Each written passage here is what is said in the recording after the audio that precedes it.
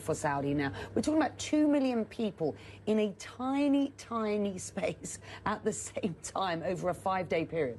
Absolutely, and it's been an extreme challenge for them. It's something that they've been hosting for 1,400 years. And over the last few years, over the last decade, they've definitely been investing more in infrastructure, whether it's creating wider bridges, bigger bridges to be able to access the points, having discussions with religious scholars about actually widening the space that is considered the holy territory where the rites can be performed.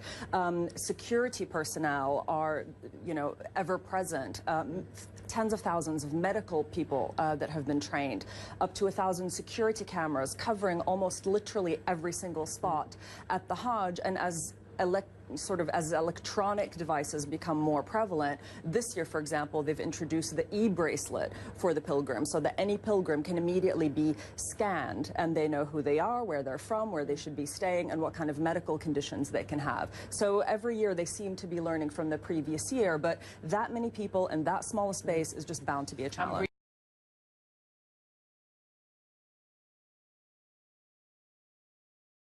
It's the sense of the diversity. There isn't a language that isn't being spoken. There's literally people from almost every country in the world, every ethnicity. And also what strikes you, and having been to Saudi Arabia, you'll relate to this, is usually men and women are quite segregated in public spaces. But at the Hajj, the men and the women are performing their rituals together, they're praying together, and because everyone is wearing the same white robe, which is intentionally meant to symbolize equality, you can't tell rich from poor. And some of the people you meet have actually saved their entire lives to be there at the Hajj at that moment.